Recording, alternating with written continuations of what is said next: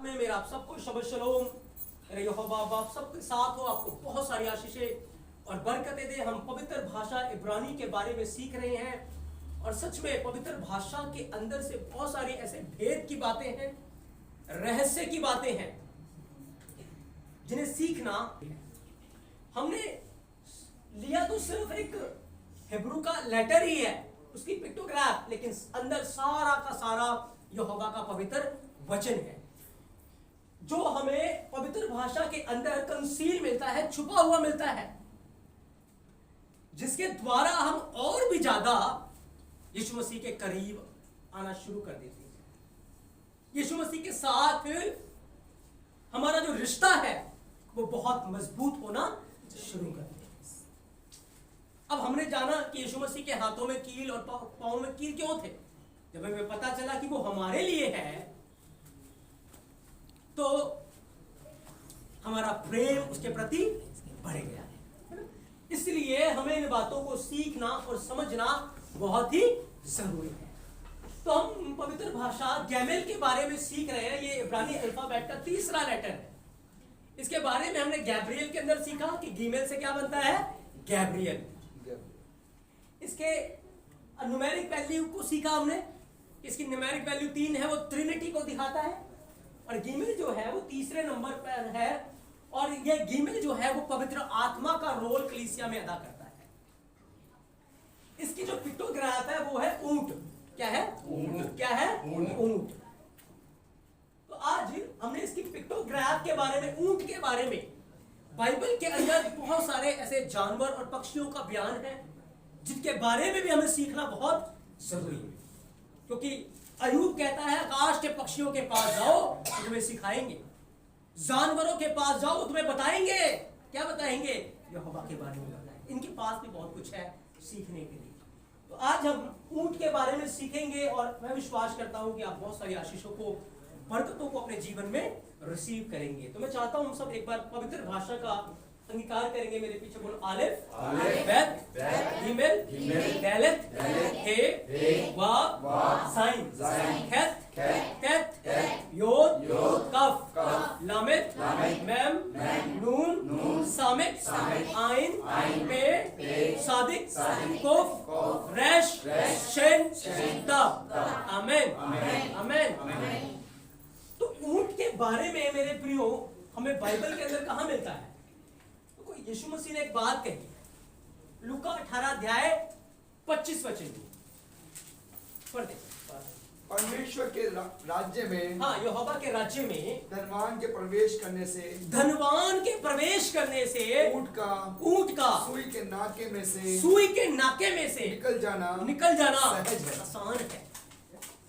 अब सुई का नाका कितना बड़ा होता है और ऊंट कितना बड़ा होता है?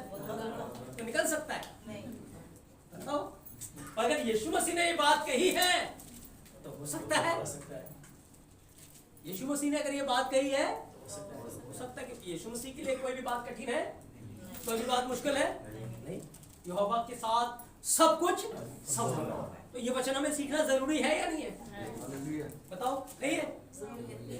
तो इस वचन को हम कैसे समझेंगे, कैसे सीखेंगे? पवित्र भाषा के द्वारा। सीख क्या रहे हम? वचन। पर उसका जो भेद है, कैसे हम सीखेंगे, कैसे उसकी जो कुंजी है वो पवित्र भाषा के अंदर छुपी हुई है। तो आज हम देखेंगे कि ऊंट जो है वो सुई के नाके में से कैसे निकलता है, कैसे वो निकल सकता है। पर धनवान यहोवा के राज्य में नहीं जा पाएगा, धनी उसके राज्य में, हाँ, पर सुई, ऊंट जो है वो नाके में से निकल जाएगा। हालेलुया। तो ऊंट के बारे में मैं आपको बताना चाहता हूं। ऊंट का काम रेगिस्तान के अंदर होता है। रेगिस्तान, क्योंकि रेगिस्तान के अंदर ऊंट ही ऐसा जानवर है जो उसमें यात्रा कर सकता है, जो उसमें चल सकता है, वो सामान ढोता है, बोझ ढोता है, लोगों को लेकर चलता है, वो कि उसकी बहुत सारी क्वालिटियां हैं। और बाइबल के अनुसार जब आप ऊंट को देखेंगे तो ऊंट के जो काम है, कहीं ना कहीं काम वो पवित्र आत्मा आज कलीसिया के साथ कर रहा है। क्योंकि मैं और आप इस संसार की दलदल में थे, संसार के गुलामी में थे। यहोवा ने हमें संसार से निकालकर एक अलग ताई में, एक जंगल के अंदर वो हमें ले आया। इस्राएली लोग कहां थे?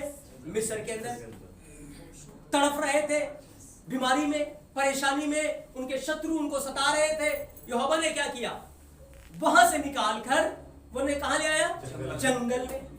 अब जंगल के अंदर वो जंगल नहीं है, पर इंग्लिश में लिखा वो विल्डरनेस है। और विल्डरनेस का मतलब होता है कि वीरान जगह, एक रेतीली जगह, एक रेगिस्तान, एक विल्डरनेस। जब आप इजराइल में जाएंगे, मिद्यान में जाएंगे, कनान में जाएंगे, आपको जंगल नहीं मिलेंगे, पथरीली और रेतीली जगह मिलेगी। वहां पर दिन में गर्मी ज्यादा होती है और रात को ठंड बहुत ज्यादा होती है। तो जब यहोवा उन्हें जंगल में ले आया, तो क्या रेत के ऊपर आप चल सकते हैं? चल पाएंगे रेत के ऊपर? नहीं चल पाएंगे ना। इसीलिए तो ऊंट का इस्तेमाल होता है। और जब अगर उस पर चलोगे तो जूती क्या होगी? बहुत जल्दी घिस जाएगी, पांव में छाले पड़ जाएंगे। अगर आप रेत के ऊपर चलेंगे, चल नहीं पाएंगे, जूती घिस जाएगी, पांव में छाले पड़ जाएंगे, गर्मी इतनी ज्यादा आपसे सहन नहीं होगी। लेकिन इजरायली लोग 40 साल तक, कितने साल? 40 साल जंगल में, उस बियाबान में, उस रेतीली जमीन में, रेगिस्तान में चलते रहे। जूते घिसे नहीं, छाले पड़े नहीं, सूजन आई, कपड़े फटे, थके? क्यों नहीं थके? क्यों नहीं हुए? क्योंकि पवित्र आत्मा उन्हें लेकर चल रहा था। पवित्र आत्मा ने उन्हें उठा रखा था, क्योंकि उस रेगिस्तान में उन्हें ऊंट की जरूरत थी। किसकी जरूरत थी? पर हमें वहां कोई ऊंट नजर नहीं आता कि कोई ऊंट उन्हें लेकर चल रहा था। लेकिन यहोवा ने एक बात कही कि जैसे उकाब पक्षी के परों के ऊपर मानो मैं तुम्हें बिठाकर लेकर आया हूं। तो यहोवा उनको लेकर चल रहा था, उन्हें गोद में उठा रखा था। पवित्र आत्मा ने उन्हें गोद में उठा के रखा हुआ था। और जब वो उन्हें गोद में उठाकर चल रहा था, तभी उनके पांवों में सूजन नहीं आई, उनकी जूती नहीं घिसी, उनके कपड़े नहीं फटे। और मिस्र के अंदर उनका क्या हाल हो चुका था। ऐसी मेरे प्रियो, जब हम संसार में रहते हैं, हमारा हाल बेहाल हो जाता है। लेकिन जब हम यहोवा की उपस्थिति में आ जाते हैं, संसार को छोड़कर अलग ताई में आ जाते हैं, कलीसिया में आ जाते हैं, वो हमें अपने गोद में उठा लेता है। हमारे पांव में सूजन नहीं आने देता, हमारे कपड़ों को फटने नहीं देता। कपड़े फटने का अर्थ क्या है? इज्जत खत्म हो जाती है। फटने का क्या अर्थ है? आपने संसारिक लोगों से सुना होगा ना, हम तो तुम्हारे कपड़े फाड़ देंगे, सुना होगा ना, ऐसे बोलते हैं ना। कपड़े फाड़ने का अर्थ क्या है? इज्जत उतार देंगे ना। तो कपड़े धार्मिकता को दिखाते हैं, वस्त्र धार्मिकता को दिखाते हैं। तो यीशु मसीह के पास अगर हम आ जाते, वो हमें शर्मिंदा होने नहीं देता। लिखा ना बाइबल में, जितनों ने उसकी ओर दृष्टि की उनके मुंह काले नहीं होने पाए। काला होने का अर्थ क्या है? शर्मिंदा हो जाते हैं, है ना। तो वो काला होने देता है? नहीं होने देता। जब हम उसकी गोद में रहेंगे, जब हम उसके पास रहेंगे, वो हमारे होठों को, हमारे मुंह को काला होने नहीं देता। तो जंगल के अंदर जैसे एक ऊंट लोगों को लेकर चलता है, पवित्र आत्मा ने उन्हें गोद में उठा रखा था। यीशु मसीह ने उन्हें गोद में उठा रखा था। और नहमिया 9 अध्याय को घर जाकर पूरा पढ़ना। नहमिया 9 अध्याय घर जाकर पूरा पढ़ना है, आपको समझ आएगा कैसे पवित्र आत्मा उन्हें गोद में उठाकर लेकर चल रहा था, कैसे पवित्र आत्मा उनकी अगुवाई कर रहा था जंगल के मार्ग में। तो ये बहुत बड़ा काम पवित्र आत्मा ने वहां पर इस्राएलियों के लिए किया, और उसके बाद रिबिका के लिए किया, और अब किसके लिए करेगा? अब कलीसिया के लिए करेगा, क्योंकि कलीसिया एक रेगिस्तान के अंदर है, कलीसिया एक विल्डरनेस में है। और जो कलीसिया रेगिस्तान में है, विल्डरनेस में है, जंगल में है, अलगताई में है, पवित्र आत्मा उन्हें गोद में लेकर यीशु के पास ले जाएगा। गोद में उठा के कहाँ ले जाएगा? इन्हीं बातों को आज हम पवित्र भाषा में से ऊंट के बारे में सीखेंगे मेरे प्रियो। सबसे पहली बात, ऊंट का जो अर्थ होता है, ऊंट का मतलब होता है, ऊंट एक अरबी भाषा का शब्द है और ऊंट का अर्थ होता है सुंदरता। क्या होता है? सुंदरता। क्या होता है? सुंदरता। क्या होता है? सुंदरता। सुंदरता। तो पवित्र आत्मा में एक गुण है, उसकी कलीसिया में एक गुण है कि उसकी कलीसिया सुंदर है। पवित्र आत्मा आज कलीसिया को क्या बना रहा है? क्या बना रहा है? एक ऐसी दुल्हन जिसमें ना कोई दाग है ना कोई झुरझुरी है। हालेलुया। आप इंटरनेट के ऊपर सर्च करें ऊंट का अर्थ क्या होता है, मिल जाएगा, वहां पर सुंदरता होता है। तो पवित्र आत्मा आज कलीसिया को तैयार कर रहे हैं कि कलीसिया एक ऐसी कलीसिया तैयार हो जिसमें कोई भी दाग नहीं है, कोई भी झुर्री नहीं है, एक सुंदर कलीसिया। हालेलुया। दूसरी बात, ऊंट जो है वो रेगिस्तान का जहाज है। जहाज है वो रेगिस्तान में दौड़ सकता है, चल सकता है, भाग सकता है, उसको एक अनुभव है। तो पवित्र आत्मा भी हमारे इस मार्ग का जहाज है। हालेलुया। हम अपने आप से इस आत्मिक जर्नी में, आत्मिक यात्रा में नहीं भाग सकते, नहीं चल सकते, लेकिन पवित्र आत्मा की सहायता में होकर हम अपनी यात्रा में आगे बढ़ सकते हैं। क्योंकि बिना पवित्र आत्मा के हम बढ़ सकते हैं? तभी तो यीशु मसीह ने कहा मैं जाता हूं सहायक तुम्हारे पास, क्योंकि इस मार्ग में, जिस मार्ग में तुम्हें चलना है, तुम अपने आप से चल सकते हो? नहीं चल सकते। तो नेहमिया जब आप पढ़ेंगे ना 9 अध्याय 12-13 वचन में लिखा, तूने उन्हें मार्ग दिखाने के लिए, उन्हें उनकी अगुवाई के लिए अपना आत्मा उन्हें दे दिया था। तो आज पवित्र आत्मा हमें इसीलिए दिया गया है क्योंकि हम एक यात्रा में हैं। बाइबल कहती है ना, तुम क्या हो? परदेसी और तुम क्या हो? परदेसी और हाँ मुसाफिर हो। परदेसी और, सही बताइए वचन आपको देखा ना कि तुम परदेसी और हम इस दुनिया में एक यात्रा में हैं, एक परदेसी और मुसाफिर। और बिना पवित्र आत्मा के हम उस यात्रा में आगे नहीं बढ़ सकते। हम यात्रा में नहीं आगे बढ़ सकते बिना पवित्र आत्मा, क्योंकि पवित्र आत्मा ही हमारी यात्रा में हमारी मदद करेगा, वही हमें संभालेगा। उसके बगैर हम एक कदम भी आगे नहीं बढ़ सकते, क्योंकि पवित्र आत्मा को पता है कहां से लेके जाना है, कैसे लेके जाना है, कैसे चलना है। बहुत सारे लोग घमंड में आ जाते हैं, जैसे घमंड में आ गए वो पवित्र आत्मा से दूर हो जाते हैं। जब हम दीन बने रहते हैं कि अदरोही मुझे नहीं पता, आप हमारी अगुवाई से, तो पवित्र आत्मा क्या? यहोवा का वचन, वो अपने वचन के द्वारा हमें रास्ता दिखाता है, हमारा मार्गदर्शन करता है कि हम इस जंगल के मार्ग में कैसे आगे बढ़े। हालेलुया। हम इस जंगल के मार्ग में, क्योंकि जैसे ऊंट रेगिस्तान का जहाज है, पवित्र आत्मा हमारे लिए स्वर्ग का वो जहाज है। वो जहाज है जिसपे बैठकर कलीसिया कहाँ खाली जाएगी? स्वर्ग में। अच्छा, ऊंट कैसे चलता है? ऐसे चलता है ना, वो गर्दन उसकी लंबी, नीचे ऐसे ऐसे ऐसे चलता है ना, ऐसे ऐसे ऐसे ऐसे चलता है ना। तो जब विश्वासी हवा में उड़ेगा कैसे? ऐसे है ना, ऐसे हवा में। तो उठा के लेके जाने वाला कौन होगा? पवित्र आत्मा। तभी तो भेजा गया पवित्र आत्मा को। वो कलीसिया के साथ है, वो कलीसिया को तैयार कर रहा है। लेकिन बहुत सारे लोग क्या करते हैं? पवित्र आत्मा को शोकित कर देते हैं। जो वो कहता है हम करते ही नहीं। पवित्र आत्मा जो वचन के द्वारा हमारी अगुवाई करता है कि वचन में लिखा तुम प्रार्थना करो, आराधना करो, वचन पढ़ो, हम नहीं करते। क्या करता है? पवित्र आत्मा शोकित हो जाता है, दुखी हो जाता है, और फिर हम अपने उद्धार को खो जाते हैं, ठंडे पड़ जाते हैं। फिर चिड़िया आकर क्या करेंगे? घोंसला बना लेंगे। हालेलुया। तो पवित्र आत्मा उस रास्ते में हमें लेकर जाएगा स्वर्ग के राज्य में। देखो, बाइबल के अंदर एक बात लिखी है, जब इसाक की शादी हो रही थी, इसाक की शादी होनी थी ना।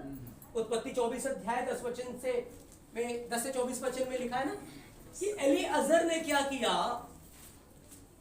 10 ऊंट लिए। कितने ऊंट? 10। और उन सारे ऊंटों के ऊपर बहुत सारा सामान लाद दिया। सोना है, महंगे महंगे वस्त्र है, महंगी महंगी चीजें हैं, लाद दिया। और कहां चल पड़ा?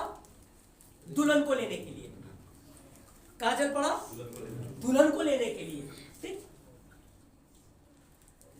अब जब पवित्र आत्मा, मैंने आपको बताया ऊंट जो है वो पवित्र आत्मा की तस्वीर है। जब पेंतेकोस्त के दिन पवित्र आत्मा को यहोवा ने भेजा, वो भी हमारे लिए क्या लेके आया?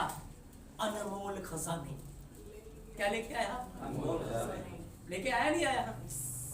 और बाइबल कहती है वो अनमोल खजाना इन मिट्टी के पात्रों में रखा। पवित्र आत्मा अकेला नहीं आया, क्या लेके आया? अनमोल खजाने, यहोवा का वचन ले आया हमारे अंदर रहने के लिए वो आ गया।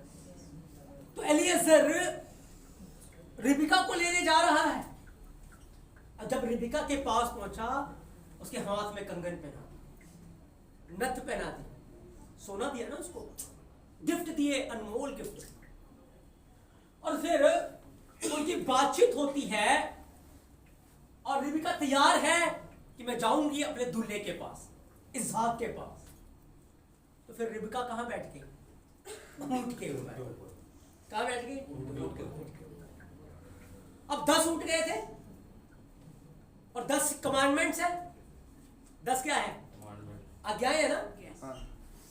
तो पेंतेकोस्त के दिन क्या हुआ था कि पवित्र आत्मा जब उतरा, उसने 10 कमांडमेंट्स को हमारे हृदय रूपी पट्टियों के ऊपर लिख लिया। 10 कमांडमेंट पहले कहां लिखे गए थे? वाचा की पट्टियों पर। पेंतेकोस्त के दिन पवित्र आत्मा ने 10 कमांडमेंट्स को कहां लिख दिया? हमारे हृदय रूपी पट्टियों के ऊपर। ये तो काम किया। अब उसके बाद रिबिका एक ऊंट पे बैठ गई, 10वें ऊंट पे बैठ गई। पीछे 9 ऊंट है। पीछे कितने ऊंट? 9। अब जो 9 है वो क्या है? पवित्र आत्मा के 9 फल है। क्या है? तो एक परिपूर्ण कलीसिया में पवित्र आत्मा के 9 फल देखे जाएंगे। हालेलुया। अब उस विल्डरनेस के अंदर, उस रेगिस्तान में रिबिका जो है वो ऊंट के ऊपर बैठ गई। अब ऊंट उसको चला कर लेकर आ रहे हैं, ऐसे ऐसे ऐसे ऐसे, है ना। कोई दिक्कत नहीं, कोई परेशानी नहीं, बड़े आराम से वो आ रहे हैं। जब वो आ रहे हैं, उसकी नजरें इसहाक के ऊपर पड़ी। और जैसे इसहाक ने उसे देखा, वो ऊंट से गिर पड़ी। और फिर इसहाक ने रिबिका को थाम लिया।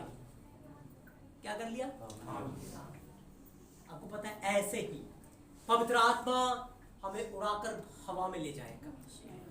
बादलों में हम यीशु मसीह से मिलेंगे और जैसे यीशु को देखेंगे उसकी गोद में चले जाएंगे। हालेलुया। उसके हाथों में, उसकी बाहों में चले जाएंगे, तो अपनी बाहों में हमें थाम लेगा। हालेलुया। पर उसके लिए हमें तैयार होना है। आज पवित्र आत्मा हमें तैयार करना चाहता है। पवित्र आत्मा हमें प्रिपेयर करना चाहता है उस समय के लिए, उस घड़ी के लिए जब हम यीशु मसीह की दुल्हन बनेंगे। तैयार करने दे पवित्र आत्मा को अपने आप। काटने दे हर एक पाप के कनेक्शन को, हर एक बुराई के कनेक्शन को, हर एक कनेक्शन को जो आज संसार के साथ जुड़ी हुई है। पवित्र आत्मा को काटने, क्योंकि उस मार्ग पे हमें कैसे चलना है हमें नहीं पता। पवित्र आत्मा ही जानता है। पवित्र आत्मा ही हमें उस मार्ग में हमारी अगुवाई कर सकता है। ठीक है। तीसरी बात, ऊंट ही ऐसा प्राणी है जो रेगिस्तान के अंदर 21 दिन 7 दिन बिना खाए पिए भी रह सकता है। बिना पानी पिए 7 दिन 21 दिन वो रह सकता है जिंदा रेगिस्तान में। इतनी धूप, इतनी तपन में। तो पवित्र आत्मा ही है तो आज कलीसिया को उपवास प्रार्थना के लिए तैयार करता है। हम आत्मा में होकर उपवास में आते हैं और उसके साथ प्रार्थना में अपना समय बिताते हैं, उसके साथ उसकी उपस्थिति में हम अपना समय बिताते हैं। बिना पवित्र आत्मा की सामर्थ्य के हम उपवास में रह ही नहीं सकते। होता नहीं होता? है ना? तो ये भी क्वालिटी पवित्र आत्मा आज कलीसिया के जीवन में डाल रहा है, रख रहा है। तो पवित्र आत्मा की हमें कितनी ज्यादा जरूरत है। चौथी बात, ऊंट के पैर। ऊंट के पैर इतने स्ट्रांग है कि वह रेत के ऊपर भाग सकते हैं। ऊंट भाग सकता है और कोई दूसरा भाग सकता है? भाग सकता है? कोई दूसरा जानवर नहीं। आपको पता है यहोवा का मार्ग सकरा मार्ग है। कौन सा मार्ग? कौन सा मार्ग? कौन सा मार्ग? सकरा मार्ग। कोई और इस मार्ग पे चल सकता? कोई पापी चल सकता? हम अपने आप से चल सकते नहीं। पवित्र आत्मा ही हमें इस मार्ग पे चला सकता है। हालेलुया। यीशु मसीह ने कहा बहुत है जो चौड़े मार्ग में चले जाते हैं, थोड़े हैं जो सकरे मार्ग में आते हैं। तो सकरा मार्ग कैसा होता है? तंग, छोटा सा होता है ना। तो छोटे से तंग मार्ग में इतने सारे लोग कैसे घुसेंगे? सोचे। बाइबल बयान करती है आकाश उसका सिंहासन और पृथ्वी उसके पांव की चौकी। इतना बड़ा यहोवा है तो पूरे पृथ्वी और स्वर्ग में भी नहीं समा पाता, फिर वो हमारे छोटे से दिल में कैसे रखा है? सोचा कभी? अच्छा, सुई का नाका देखा आपने? जब उसमें धागा डालते हो कैसा बन जाता है वो? कैसा बन जाता है? ऊंट की तरह। ऐसे ऐसे नहीं हो जाता वो? गौर नहीं किया? कैसे बन जाता है वो? है ना? ऊपर नीचे नहीं बन जाता वो? ऊंट की तरह। तो यही तो एग्जांपल यीशु मसीह दे रहा है। वो ऊंट की तरह बनकर सुई के नाके से निकल जाता है, सकरे मार्ग में निकल जाता है। हम पवित्र आत्मा में होकर स्वर्ग के फाटकों में प्रवेश कर जाएंगे। हालेलुया। मार्ग सकरा है लेकिन पवित्र आत्मा में होकर हम उसमें चल सकते हैं, हम उसमें भाग सकते हैं। लेकिन बिना पवित्र आत्मा के चल सकते हैं, भाग सकते हैं, दौड़ सकते हैं, नहीं चल सकते। ऊंट रिबका को लेकर आ रहे थे। रिबका अपने आप से नहीं आ सकती थी, पर कौन लेके आ रहा है? ऊंट ही लेके आ रहे थे, क्योंकि उसके पांव स्ट्रॉन्ग है। रिबका आप चलेगी, पांव घुस जाएंगे, नहीं चल पाएगी।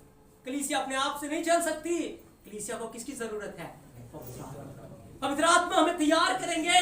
पवित्र आत्मा हमें हमारे दूल्हे के पास ले जाएगा। जैसे सुई के नाके में से ऊंट निकल जाता है, वो धागा निकल जाता है, हम भी सकरे मार्ग से निकलकर अनंत राज्य में चले जाएंगे। हालेलुया। समझ आया भेद? यीशु मसीह ने कहा जैसे सुई के नाके में आसान है, पर एक धनवान का वो नहीं जा सकता स्वर्ग के राज्य में। बहुत मुश्किल है। कितनी बड़ी बात है ना? पांचवी बात, ऊंट के घुटने, उसके घुटने बहुत स्ट्रॉन्ग होते हैं। जब किसी को उसे अपने ऊपर बिठाना है तो क्या करता है? घुटनों के बल आ जाता है ना? अपने मालिक के आगे घुटनों के बल आ जाता है और तभी मालिक उसके ऊपर चढ़ सकता है। आपको पता है कलीसिया को घुटनों के बल आना है, तभी यीशु उसके ऊपर आएगा, है ना? तभी यीशु मसीह हमारे ऊपर आ सकते हैं, वो हमारे साथ रह सकते हैं। तो घुटनों के बल लाना और हमें सिखाता है पवित्र आत्मा। पवित्र आत्मा की सामर्थ्य में होकर ही जब वो हमें नम्र और दीनता में ले जाता है, हम घुटनों के बल आ जाते हैं, आत्मा में प्रार्थना करना शुरू करते हैं और हम पाते हैं यीशु मसीह की उपस्थिति हमारे जीवनों में। Hallelujah, hallelujah. तो जरूरी नहीं बातें सीखना हमारे लिए, है नहीं है? जरूरी है ना? इसलिए हमें इन बातों को सीखना बहुत जरूरी है मेरे प्रियो, क्योंकि हम भी एक यात्रा में हैं। उस यात्रा में हम अपने आप से नहीं चल सकते, अपने आप से नहीं बढ़ सकते, लेकिन हमें पवित्र आत्मा की जरूरत है। हालेलुया। छठी बात, ऊंट ऐसा जानवर है जो कांटे वाले पौधे खा सकता है। जब वो कांटे वाले पौधे खाएगा उसके मुंह घायल नहीं होता, कांटे उसके मुंह में चुभते नहीं है, कांटे उसके मुंह में नहीं चुभते, उसका मुंह घायल नहीं होता। आपको पता है संसार की बातें कांटों के समान कलीसिया के पास आती नहीं आती? संसार की यातनाएं, संसार की ताड़नाएं कांटों के समान है, लेकिन क्या वो कलीसिया को चुभा रही है? क्या वो कलीसिया को हर्ट कर रही है? नहीं कर रही। क्यों?